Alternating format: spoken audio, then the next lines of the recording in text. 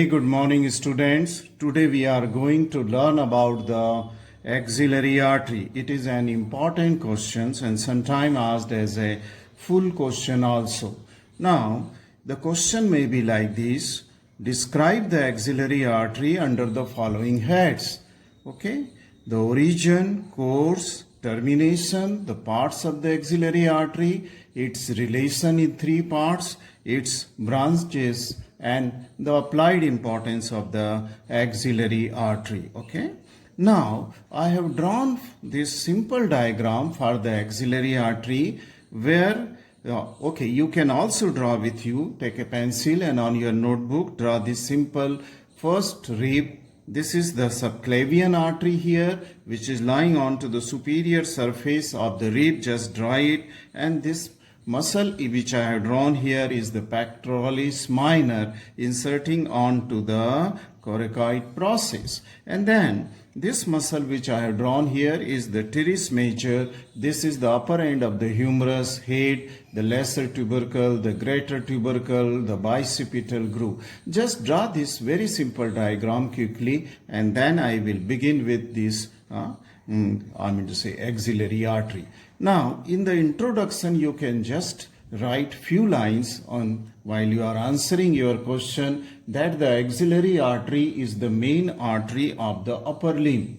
Besides supplying the blood to that of the limb, it also supplies the blood to that of the pectoral and the scapular region. So the area or the territory of supply of the axillary artery is not only upper limb but on the back side as well as on the front side the pectoral, and on back side the scapular region.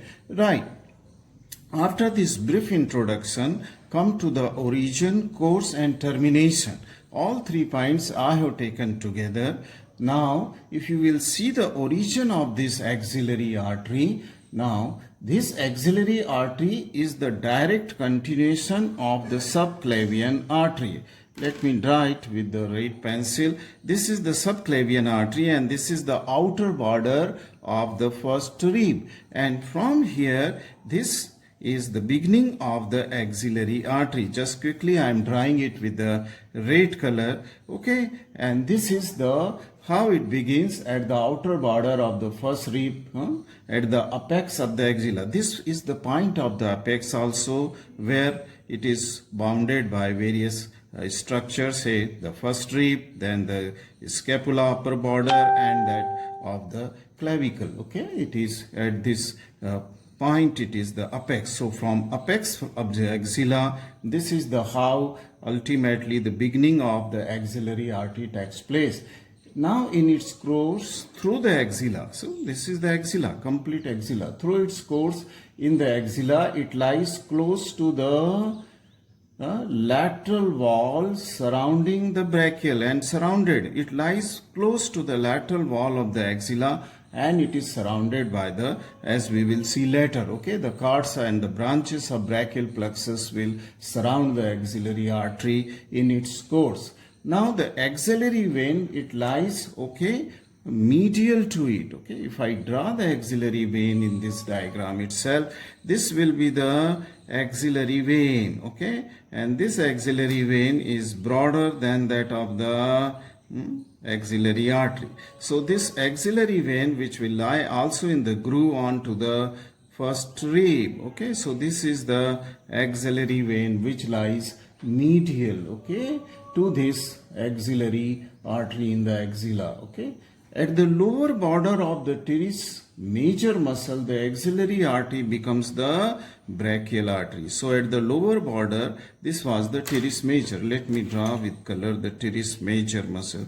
This is the teres major muscle going and inserting here. So at the lower border of the teres major, this will become the brachial artery. Okay, so this is the lower border of the teres major muscle and it will become the brachial artery. So this is how it takes origin, how it courses through the axilla towards more lateral wall of the axilla, and then how it terminates at the lower border of the teres major. Now, we will now come to the parts of the axillary artery. Now you will see that the parts of the axillary, there are three parts of the axillary artery. The first part, second part, and the third part. This is the first part, and I will just with the pencil will give it as a first part, and behind this pectoralis minor, which is going to the coracoid process here, this I will draw with the color, the pectoralis minor muscle. It will cover the axillary artery and axillary vein, and here now behind this pectoralis minor, that will be the second part of the axillary artery. Just I will put it here on the this pectoralis minor. This is the second part of the axillary artery, and then between the lower border of teres major and the lower border of the pectoralis minor, the whole thing is the third part of the axillary artery. So how this is divided into different part, okay? So the first part extend from outer border of the first rib here, from the outer border of the first rib where it is in continuation with that of the subclavian artery, okay, and this goes right up to the upper border, or you can also call it as the medial border of the pectoralis minor muscle, okay. Now let us come to the second part, and second part I have told you that it lies behind the pectoralis minor muscle, okay, a small part. And when you will see the third part again, let us see it extend from the lateral border or the lower border of pectoralis minor and goes right up to the lower margin of the pectoralis teres major muscle. This is the teres major muscle, okay. Just you note down teres major and pectoralis minor, label it, okay, in your diagram, okay. Now let us come after this completion of the origin, course and termination. Now we come to, after completion of the parts of the axillary, let us come to the relations of the axillary artery, okay. Now throughout its course of the axillary artery, it is in relation to the axillary vein. That is the first important relation, which lies anteromedial to the artery, which lies. So this axillary vein lies anteromedial to that of the artery, okay. Let me take another diagram which I have already drawn it here for you, and this is just an outline of the diagram. Now its first and second part of the artery is in relation to the cards of the brachial plexus. And I will tell you the cards of the brachial plexus, they are in relation, the same similar diagram, just you draw, and I will tell you the additional thing. Or you can use your own diagram and then the first diagram, and on that only you can just see the relationship, okay. The first part and second part of the axillary, which lies behind the pectoralis minor muscle here, this muscle, this second part and first part, they are in relation to the cards of the brachial plexus, okay. And soon we will go to a lecture on to the cards of the brachial plexus in your classes. In college you must have learned the brachial plexus. So the cards of brachial plexus are in relation to first part, and then they are in relation to the third part of the brachial plexus, okay. But the branches of the brachial plexus, they will be in relation to that of the third part of this artery, right up to this margin, lower border of the this teres major muscle, okay. So this is the teres major muscle is here, and up to its lower margin, okay. This is the, I mean to say, this is the teres major is here. That was the latissimus dorsi muscle, and it has a tendon, and I will just draw with the other color this tendon of the latissimus dorsi, which is going to the floor of the bicipital groove, and this is the this teres major muscle which I am drawing, which lies behind this tendon, and it goes and insert onto the medial lip of the biceps. So this is the teres major. So right up to the lower border of teres major, from outer border we have seen that this axillary artery, just I will draw so that there is no confusion, okay. So this red color I am drawing here, so this is in relation to the brachial plexus. Now the cards of the brachial plexus, the first part is in relation to the posterior cord, lateral cord, and the medial cord. And these three cords, they are in relation to the parts, okay, which are in as per their name. That means the medial cord will lie medially, which was first onto, let me draw it here, a separate diagram for this.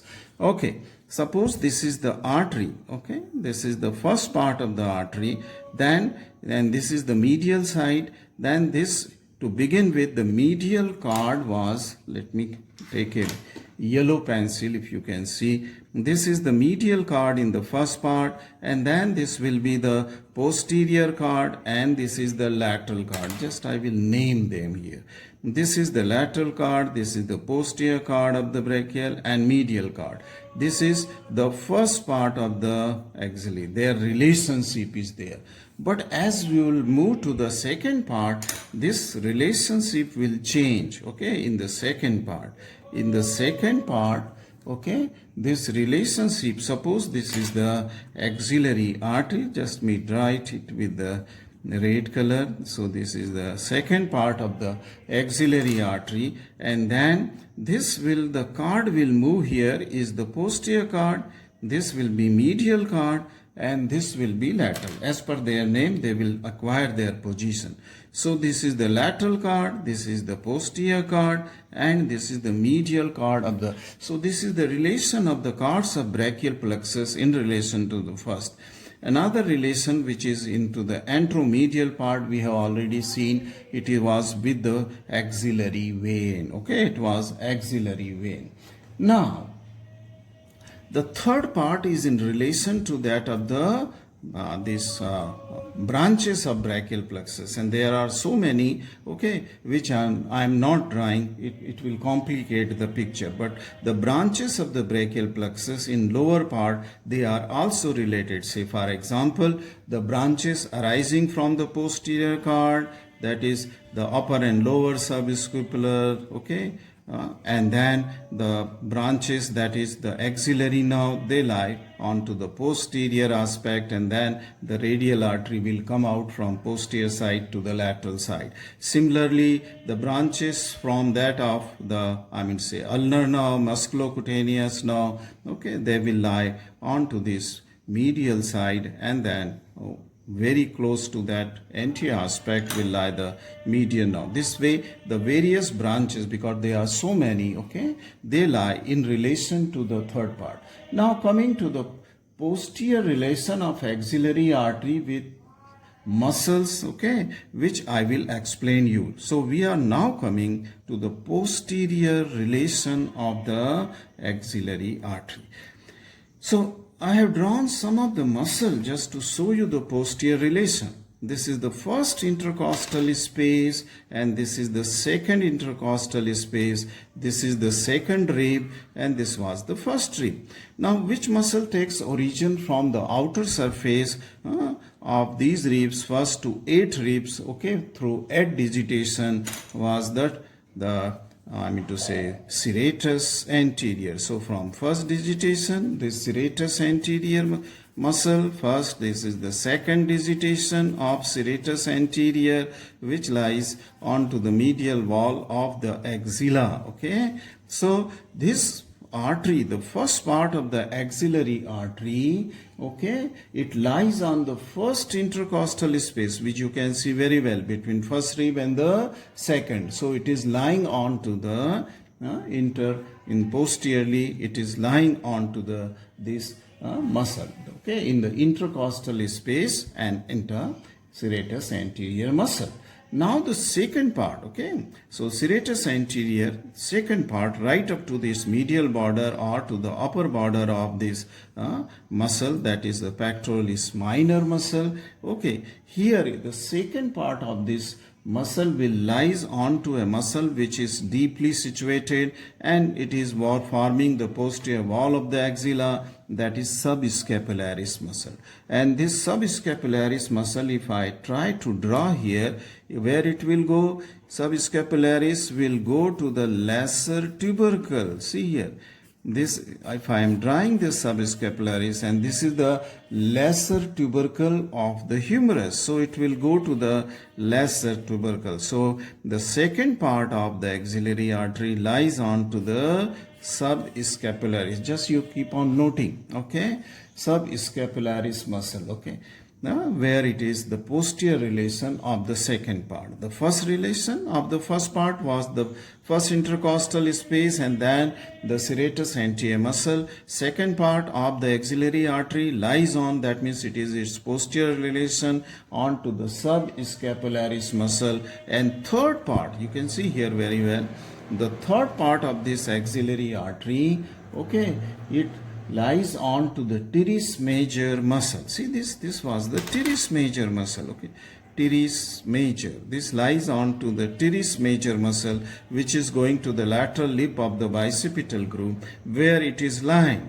But in its lower part, this is also lying on to the tendon. It is also lying on the tendon of the latissimus dorsi, okay, it is lying. See this, which winds around the lower border of axilla and then it goes and get attachment onto the bicipital groove. So this is the tendon. So there are two structures on which the third part of the axillary artery will lie, mainly on teres major and a small part of the latissimus dorsi, tendon of the latissimus. Let us come, after completion of this posterior relation, let us come to the anterior relation of the axillary artery. Or for this region, for this purpose of the anterior relation, I have drawn a diagram here which will show you the three parts of the axillary artery. Suppose just this is a theoretical diagram, okay, it is very much theoretical diagram just for you to remember the anterior relation of the axillary artery. This is the axillary artery. This is the first part which lies above the medial border or superior border of the this pectoralis minor. So this muscle is the pectoralis minor muscle, okay, in cross section, longitudinal section, vertical. Okay, so this is pectoralis minor. And then this is going to this is called a suspensory ligament, okay, so which extend from that of the lower margin of the pectoralis minor right up to the axillary fascia, okay, in axilla, where it will go. I have recorded a separate, short lecture onto the clavipectoral fascia. So this part is the clavipectoral fascia from upper margin, which will go up to the clavicle, okay, and this is the suspensory ligament, and this is the pectoralis minor muscle, and this are the three parts of the axillary artery. So the first part, the second part, and the third part of the axillary. Now what are these structures which lies more anteriorly? This is skin is the important relation, okay. Anterior relation will be the skin, will be the very important relation, and throughout its course, from first part to the third part, this is skin which is in anterior relation, okay. Now then, deep to the skin, you know what comes? It is the superficial fascia, okay, there. So this is the superficial fascia. Let me draw it with the yellow color. So this is the superficial fascia, fibrofatty tissue of the superficial fascia in case of male. And within this area where it forms the anterior relation of axillary artery, there are the strands or the layer of the muscle called as the platysma. Platysma muscle is embedded in the superficial fascia. And then will come the deep fascia, and this deep fascia is also called as pectoral fascia. So with this blue line, I have drawn the deep fascia, that is the pectoral fascia. So this was superficial fascia, okay, and this is the platysma muscle, and this is the deep fascia, are called as pectoral fascia, okay, this is the pectoral fascia. And then deep to this pectoral fascia covers to the anterior aspect of the muscle which is present in this region throughout, and this muscle is called as the pectoralis major muscle, okay, pectoralis major. So this is the pectoralis major muscle. right? So these are all anterior relation, and then it is the pectoralis minor and clavipectoral fascia, pectoralis minor, and suspensory ligament. These are the anterior relation of the three parts of the axillary artery. So this completes the posterior relation, this completes the anterior relation. The anteromedial is the vein, and it is all surrounded by that of the cords and the branches of the brachial plexus in its three parts. So this we completed the relationship, and in the last part of this question which you are writing for the axillary artery, let us come to the branches, okay? And the branches of the axillary artery, just I forgot to tell you one important thing here in the relation. This was the true for the anterior relation of the axillary artery in males, but in females what will happen? Some of the part of this will be occupied by the the lateral margin of the brachial plexus, or of the breast, okay, because breast lies in the superficial. Lateral margin of the breast may overlap here in the superficie because it is the gland of the superficial fascia. Let us come to the third part, the final part of this. It is the brachial branches of the, again draw the same diagram, or use the first diagram itself where you can draw the branches, okay? Don't write, you can use the same diagram where I have shown you the course and termination, okay? Origin, course, and the same diagram you can use for drawing the branches of the axillary artery. So we are now on branches. Now there is the origin of only one branch from the first part, okay, and this branch is called as the superior thoracic. So this is the first part of the axillary artery, and this branch which takes origin, and this soon will penetrate, since it lies at the upper margin of the pectoralis minor muscle. It will at the upper margin, okay, though I have drawn a little away, but it will lie close to the anterior margin, medial, or the upper border of the pectoralis minor muscle here, and it will soon pierce the clavipectoral fascia, okay? It may not penetrate, and this may supply to the first and second intercostal space, to the muscle surrounding pectoralis minor, and to the undersurface of the pectoralis major muscle, okay, mostly to the intercostal. So this artery, the first part was the superior thoracic superior. So it will supply to the superior part of the thoracic region. Now from the second part, okay, which lies deep to the pectoralis minor, two muscles are taking origin, okay? Two arteries are taking origin just deep to the upper margin or to the medial border of the pectoralis minor from second part which lies behind it, okay? There is the stump of a artery takes origin, and then it comes out at the upper border of the pectoralis minor, and soon it divides into four different branches. Just here, as I have shown you, this is the trunk here, and then these are the different branches. All of a sudden it divides, and this is after piercing the clavipectoral fascia. And this branch from the second part is called as thoracoacromial artery. Thoracoacromial artery, and it divides into many branches. For example, it divides into pectoral branch, one which will go medially and will supply the pectoralis major and minor in the pectoral region and to surrounding area. This is the pectoral branch. Then one which will go towards the acromion process is the acromion. So this was the pectoral branch here. This is the acromion branch here.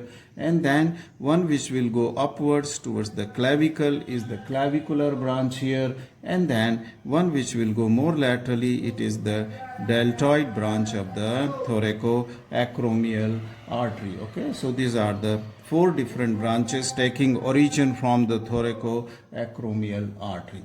Now, the second branch from the second part. Okay, second branch. There are two branches from second part, and this is the called as the lateral thoracic. Again, it takes origin near the lower border of pectoralis minor, then it comes out from under cover of the pectoralis minor, and then this is a long branch which goes and supply to the thoracic region. Okay, that means it will supply, it is a major supply in case of females to the breast. Okay, the breast is mainly supplied by this lateral thoracic artery. Okay, otherwise in male it's supplied to the surrounding areas and to the muscles. Okay, pectoral muscles. Okay, now from the third part of this artery, that is the axillary artery, from third part the three branches takes origin. So it is easy to remember, from first part one branch, from second part two branches, and from third part three branches. Now the first branch which arises from that of the third part, it is called as the subscapular, and it is the major branch, quite thick. Okay, see this is taking origin, and this is called as this was lateral thoracic. Okay, lateral thoracic, and this is called as the subscapular. This is called as subscapular branch. Okay, the biggest branch. Okay, and then soon it will give a branch here, the subscapular circumflex scapular, which form an anastomosis around the scapula, circumflex scapular artery, and this is the which is a branch of the subscapular artery. It is a major supply to the scapular region. Okay, and all the muscles surrounding to the, taking origin from the scapula, the trapezius, latissimus dorsi, all will be supplied, and it will form an important arterial anastomosis, the circumflex scapular, along with the first part of the branches taking origin from the first part of the subclavian artery here. Okay, they will come and form an anastomosis here. Now there are two more branches from the third part called as anterior circumflex humeral, because it will circumflex the humerus, surgical neck of the humerus. So this is the anterior circumflex humerus, anterior circumflex humeral, and this is a posterior circumflex humerals, which is a longer branch. Okay, because it has to wind round and go through the quadrangular space. Okay, you know what is quadrangular space? Here will be teres, the tricep, long head, pectoralis major, teres major and teres minor, and laterally by the surgical neck. This is a quadrangular space. It will go through to the posterior aspect.